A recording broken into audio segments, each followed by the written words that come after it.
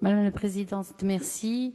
Madame la Présidente, Monsieur le Président, Mesdames et Messieurs les conseillers, cette année, pour la rentrée scolaire en Haute-Corse, déjà notamment, 25 enfants n'ont pas d'auxiliaire de vie scolaire.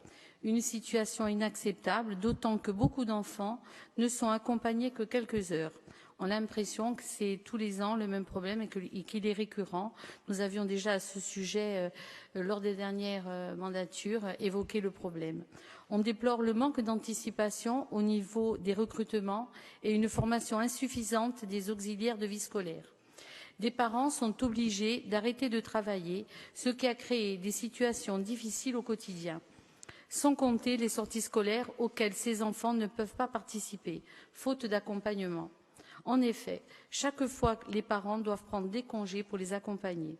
Les enfants avec handicap ne sont pas les variables d'ajustement d'un système qui manque de moyens ou qui est mal organisé. L'école n'est pas pour eux la charité. Elle est un droit inscrit depuis la loi de 2005.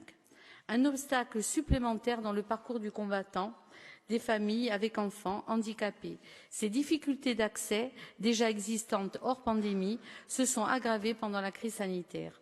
Notre rôle d'élu est aussi de faire du handicap et de l'autonomie un sujet prioritaire, avec la mise en place de synergies propices à des actions constructives et innovantes en faveur des personnes handicapées et de la préservation de leurs droits.